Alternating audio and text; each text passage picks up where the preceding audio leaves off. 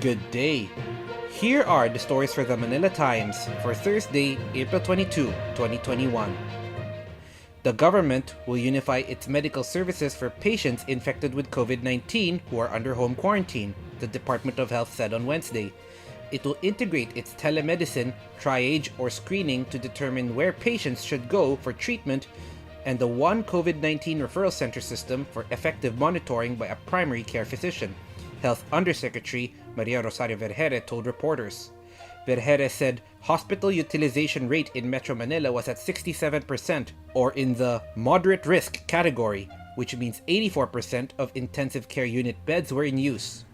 Community pantries have gotten the nod from President Rodrigo Duterte and other sectors for helping Filipinos severely affected by the COVID-19 pandemic, and were assured of support amid red tagging fears raised by their owners. Palace spokesman Harry Roque Jr. said community pantries exemplify the best of the Filipino character in times of challenges. Roque issued the statement a day after some community pantries set up by private individuals temporarily stopped operations after the National Task Force to End Local Communist Armed Conflict on social media shared posts linking them to communist rebels.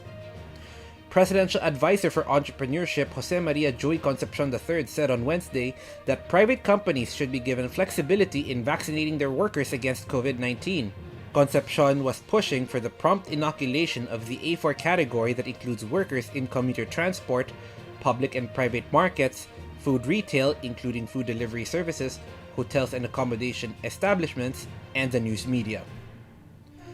Pakistani ambassador to the Philippines Dr. Imtiaz Ahmad Kazi on Wednesday said Pakistan was willing to help the Philippines modernize its military. During a roundtable interview with the Manila Times on Wednesday, Kazi said Pakistan was eyeing to export to the Philippines arms, ammunition, drones, and other security-related equipment. The ambassador said the Pakistani aeronautical complex in Kamra has been a producer of top-grade warplanes that include the JF-17 Thunder, a fourth-generation multi-role combat aircraft developed jointly by Pakistan and the Chengdu Aircraft Corporation of China. Kazi said the JF-17 Thunder combat aircraft, which entered service in 2007, could outperform the American F-16 fighter jet. The Philippines has pushed for conservation and sustainable use of marine biodiversity in the high seas or areas beyond national jurisdiction. The Department of Foreign Affairs, in a statement on Monday, said this instrument should be under the United Nations Convention on the Law of the Sea framework. President Rodrigo Duterte has asked the Senate to give Executive Order 128, which lowers the tariff rates on pork import, a chance. EO 128 lowers the tariff rates of pork imports within the minimum access volume quota to 5% in the first 3 months to 10% in the succeeding 9 months. The order also lowers the tariff rates on out-of-quota pork imports to 15% in the first 3 months to 20% in the succeeding 9 months. The Department of Justice has recommended no bail against Philippine Charity Sweepstakes Office Director Sandra Cam for the crime of murder, Manila Prosecutor General Benedicto Malcontento told the Manila Times. The case has been raffled and went to Regional Trial Court Branch 42 Judge Dina Aguila Topacio.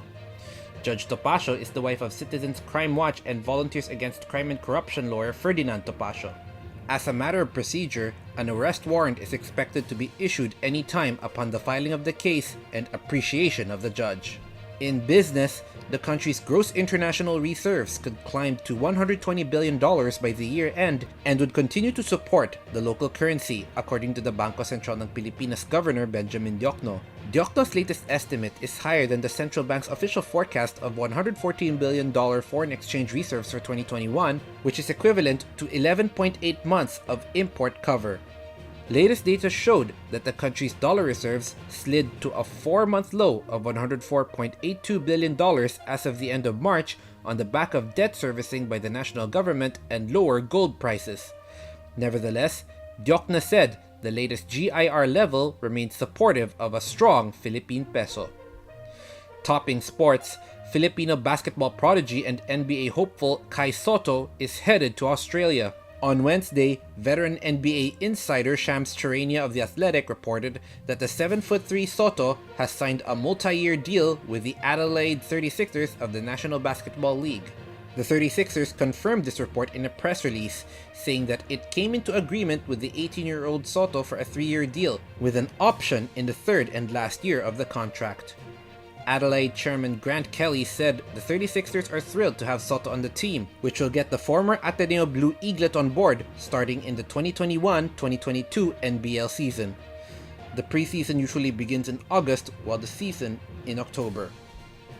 Yen Macabenta, Ramon Tufo, and architect Felino Palafox Jr. are today's front page columnists. Macabenta believes medical doctors are underscoring the importance of rationality in fighting the COVID-19 pandemic. Tufo believes there is no coup plot against President Rodrigo Duterte, while architect Palafox discusses the philanthropic architecture, planning, and design for COVID-19 vaccination centers. Today's editorial calls on the Association of Southeast Asian Nations to be careful when it comes to engaging with the military regime in Myanmar. Read the full version on the paper's opinion section or listen to the Voice of the Times. For more news and information, get a copy of the Manila Times on print, subscribe to its digital edition, or log on to www.manilatimes.net.